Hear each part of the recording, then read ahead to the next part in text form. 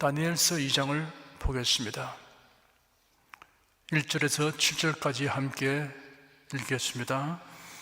느부갓네살이 위에 있은 지 2년에 꿈을 꾸고 그로 인하여 마음이 번민하여 잠을 이루지 못한지라 왕이 그 꿈을 자기에게 고하게 하려고 명하여 박수와 술객과 점장이와 갈대아 술사를 부르매 그들이 들어와서 왕의 앞에 선지라. 왕이 그들에게 이르되 내가 꿈을 꾸고 그 꿈을 알고자 하여 마음이 번민하도다. 갈대아 술사들이 아람 방언으로 왕에게 말하되 왕이여 만세수를 하옵소서. 왕은 그 꿈을 종들에게 이르시면 우리가 해석하여 드리겠나이다. 왕이 갈대아 술사에게 대답하여 가로되 내가 명령을 내렸나니 너희가 만일 꿈과 그 해석을 나로 알게 하지 아니하면 너희 몸을 쪼갤 것이며 너희 집으로 걸음돌을 삼을 것이요 너희가 만일 꿈과 그 해석을 보이면 너희가 선물과 상과 큰 영광을 내게서 얻으리라. 그런즉 꿈과 그 해석을 내게 보이라. 그들이 다시 대하여 가로되 청컨대 왕은 꿈을 종들에게 이르소서. 그리하시면 우리가 해석하여 드리겠나이다. 느부갓네살 왕이 꾼 꿈은 고도의 상징성을 가진 난해하고 복잡한 내용을 가지고 있었습니다. 심상치 아니한 꿈을 꾼 왕은 그로 인해 번민하여 잠을 이루지 못했습니다. 왕이 그 꿈을 해석하도록 박수와 술객과 점장이와 술사들을 불렀습니다. 이들은 왕의 자문에 응하는 고관직의 사람들이었습니다. 왕은 그들에게 꿈의 내용과 해석을 말하도록 요구하였습니다. 이들은 왕의 명령을 듣고 당황하였습니다. 꿈 내용을 들려주고 해석을 하라고 하는 것이 아니라 무슨 꿈을 꾸었는지 알아내어 해석하라는 명령이었기 때문입니다. 그들은 귀를 의심했습니다. 그래야 갈대아 술사들이 대표로 왕에게 꿈 내용을 말해주기를 요청하였습니다. 그랬더니 왕이 대답하기를 나의 명령이다. 너희가 그 꿈과 그 해석을 내게 알게 하라. 그렇지 않으면 너희 몸을 토막낼 것이며 너희 집들은 그름더미가 될 것이다. 그러나 만일 너희가 꿈과 그 해석을 보여주면 내게서 선물과 보상과 큰 명예를 얻을 것이다. 그러므로 너희는 내게 그 꿈과 해몽까지 하라 하였습니다. 그 말을 들으니 기가 막혔습니다. 자칫하면 멸문지화를 당하게 되었으니 정신이 아득하였습니다. 그들이 용기를 내어 재차 말씀드렸습니다. 임금님, 아뢰니다. 임금님께서 꾸신 꿈을 말씀해 주소서. 그리하면 소인들이 임금님께서 꾸신 꿈을 해몽해 드리겠습니다 라고 간청하였습니다. 8절, 9절 두 절을 함께 읽겠습니다. 왕이 대답하여 가로되 내가 분명히 아노라. 너희가 나의 명령이 내렸음을 보았으므로 시간을 천년하려 함이로다. 너희가 만일 이 꿈을 나로 알게 하지 아니하면 너희를 처치할 법이 오직 하나이니 이는 너희가 거짓말과 망령된 말을 내 앞에서 꾸며 말하여 때가 변하기를 기다리려 함이니라. 이제 그 꿈을 내게 알게 하라. 그리하면 너희가 그 해석도 볼 줄을 내가 알리라. 꿈보다 해몽이 좋다는 속담처럼 무슨 꿈이든 듣고는 그럴싸하게 해석하면 되겠는데 꿈 내용까지 말하라고 하니 땅팔 노릇이었습니다. 그런데 느부갓네살 왕도 바로 이러한 점을 예상하고 이 같은 명령을 내렸던 것입니다. 그들에게 꿈 이야기를 해주면 적당히 둘러대는 해석을 해놓고 그 해석에 맞는지 아닌지 드러나기 전에 도피해 버릴 것이라는 것도 예상하고 있음을 말했습니다.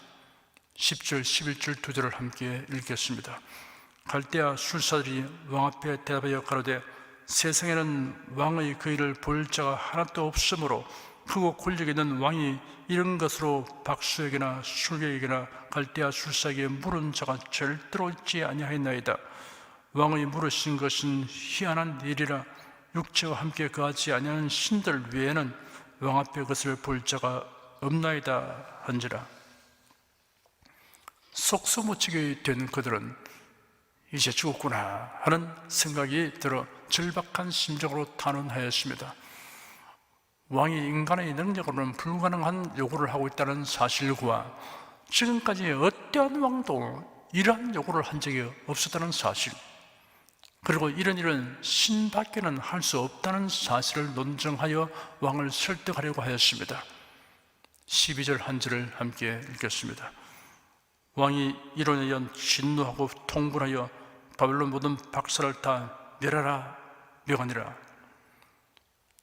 그들의 장황한 변명과 논증은 오히려 왕을 격노하게 하였습니다. 왕은 진노하여 바벨론의 박사들을 다 죽이라는 명령을 내렸습니다. 옛날 전제 군주들의 횡포가 이러했습니다. 그러니까 백성들의 생살여탈권을 쥐고 있었습니다. 하나님은 창조주이시며 절대 주권자이십니다. 만일 하나님께서 전제 군주나 폭군처럼 행하신다면 우리가 어떻게 될까를 상의해 보십시오. 그러나 하나님은 사랑과 공의가 균등하시며 또한 신실하십니다. 13절 한 절을 함께 읽겠습니다. 왕의 명령이 내림에 박사들은 죽게 되었고 다니엘과 그 동무도 죽이려고 찾았더라. 박사들은 죽게 되었고 다니엘과 그 동무도 죽이려고 찾았더라.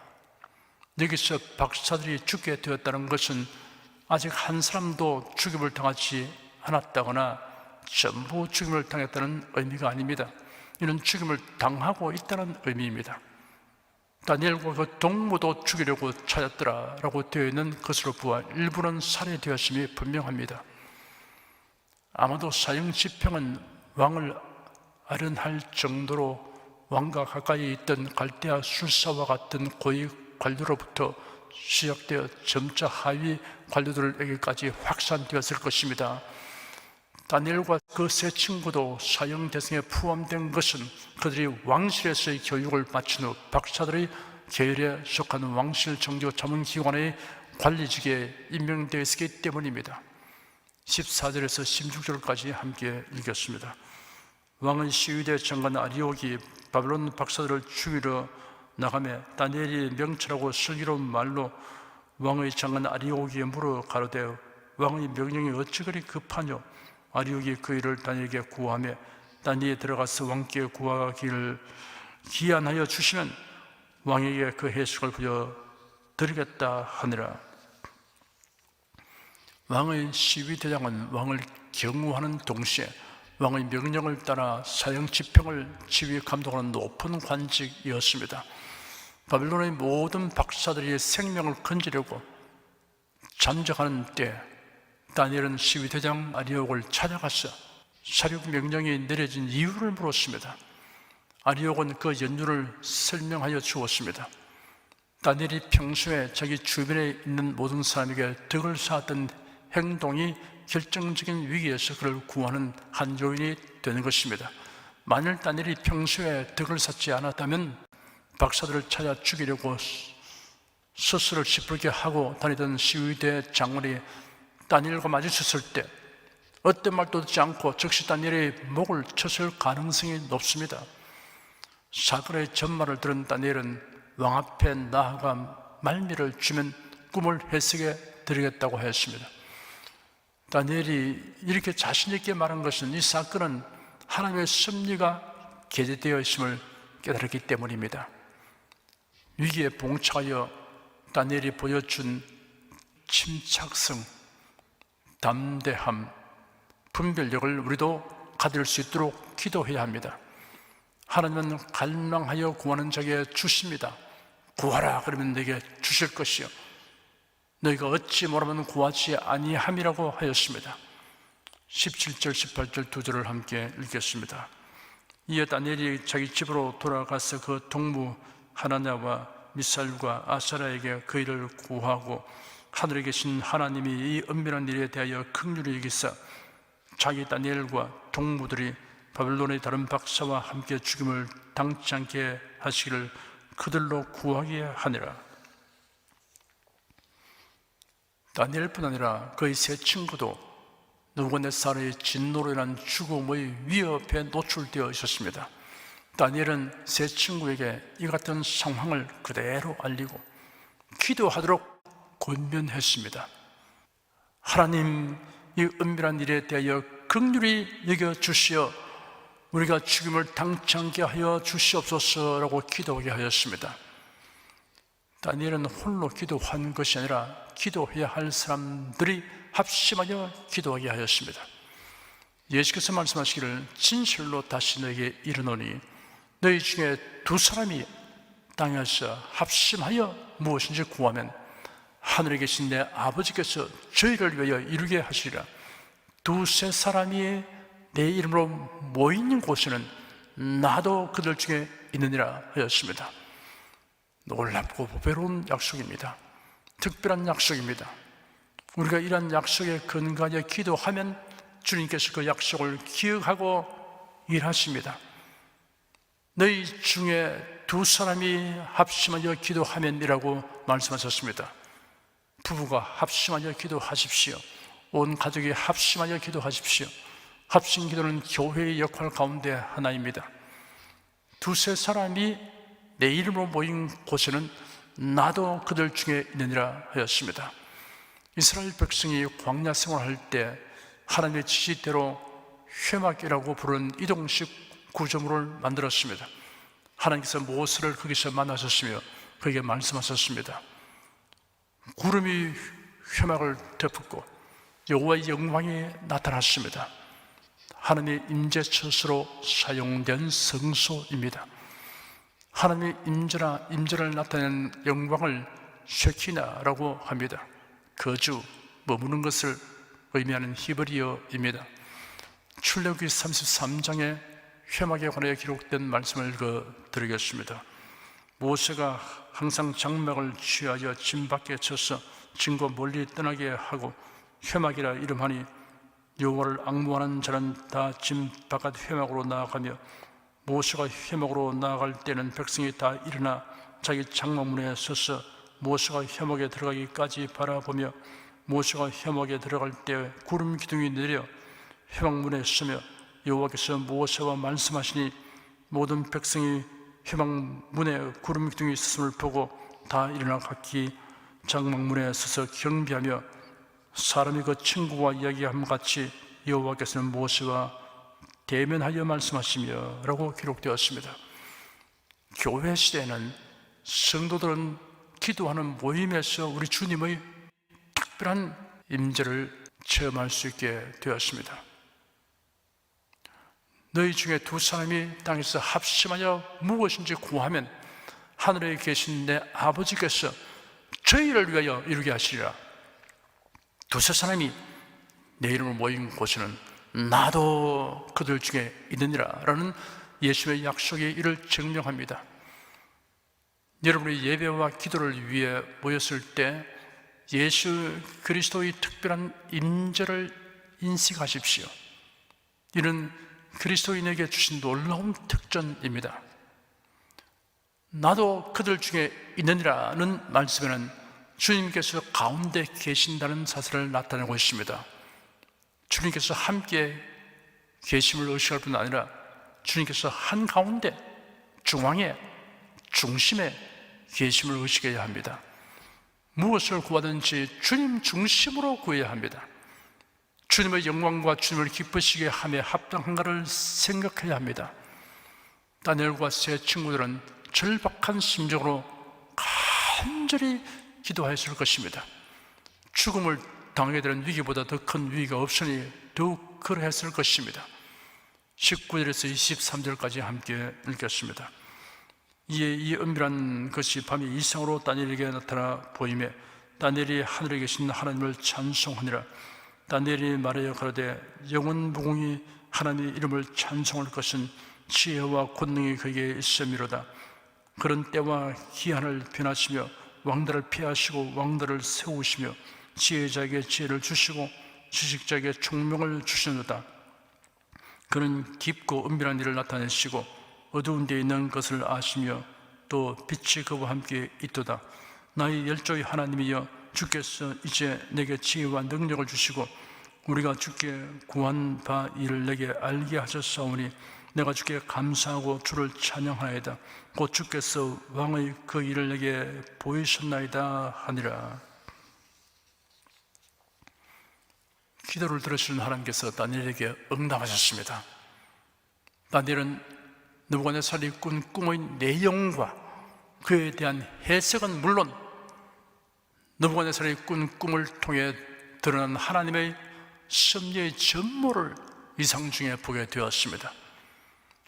다니엘은 기쁘고 감사한 마음으로 하나님을 찬양하였습니다. 지혜와 권능이 그에게 있음이로다 라고 전능하신 하나님을 찬양하였습니다.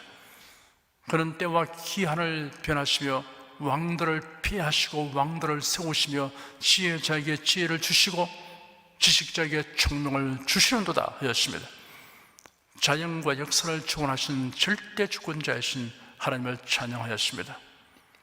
그는 깊고 은밀한 일을 나타내시고 어두운 데 있는 것을 아시며 또 빛이 그와 함께 있도다 하였습니다. 전지하신 하나님을 찬양하였습니다. 나의 열조의 하나님이여, 주께서 이제 내게 지혜와 능력을 주시고 우리가 주께 구한 바 이를 내게 알게 하셨사오니 내가 주께 감사하고 주를 찬양하나이다. 곧 주께서 왕의 그 일을 내게 보이셨나이다 하였습니다. 다니엘은 자신에게 느부갓네살의 꿈을 알게 하시고 해석할 수 있는 지혜와 능력을 주신 하나님을 즉시 찬송하였습니다. 다니엘의 이러한 태도를 우리가 본받아야 합니다. 우리가 기도 응답을 바라면 하나님의 은총에 대하여 감사를 표명해야 합니다. 감사를 표명하는 방법은 여러 가지입니다. 말로서 표현할 수 있습니다. 기도로서 표현할 수 있습니다. 찬송으로 표현할 수 있습니다. 헌금으로 표현할 수 있습니다. 간정으로 표현할 수 있습니다. 봉사로서 표현할 수 있습니다. 감사 표명을 미루다 보면 잊어버릴 수도 있습니다. 다른 분에게 기도하여 달라고 간곡히 부탁해 놓고 응답된 후에는 응답된 것을 알려주지 아니한 영고로 부탁받은 사람이 여전히 그 기도를 하도록 만드는 결례를 하는 경우가 생깁니다. 구한 것에 대하여 어떤 형태로든 하나님께서 종교를 지어 주셨으며 자신의 바라는 대로 되지 아니했을지라도 기도 응답이 된 것입니다. 다만 우리는 시공을 초월하여 사물을 파악할 능력이 없으며 현실 상황을 수용하기에는 우리의 마음이 너무나 연약하기 때문에 바라는 대로 되지 아니했을 경우에는 감당하기가 벅찰 수 있습니다. 다만 확실한 것은 당신은 즐겁지 않아도 하나님은 예수님의 보혈로 구속하신 자녀들의 기도를 소홀히 다루지 않으시다는 사실입니다. 언젠가는 그것을 목도하게 하여 주실 것입니다. 그러므로 사랑과 은혜가 풍성하시며 신실하신 하나님께는 얕은 감사를 표명하는 것이 합당합니다.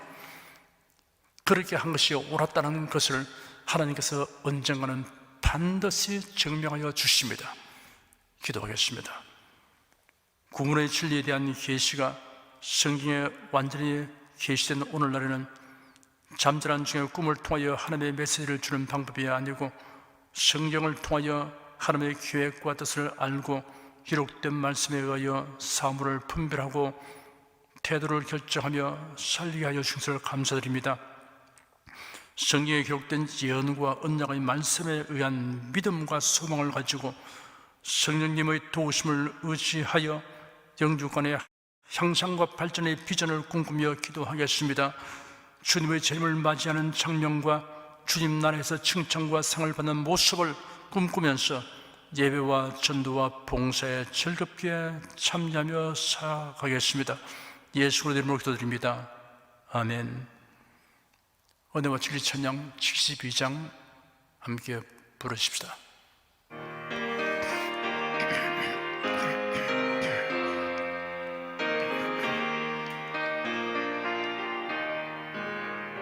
내 마음 주께 바치옵니다.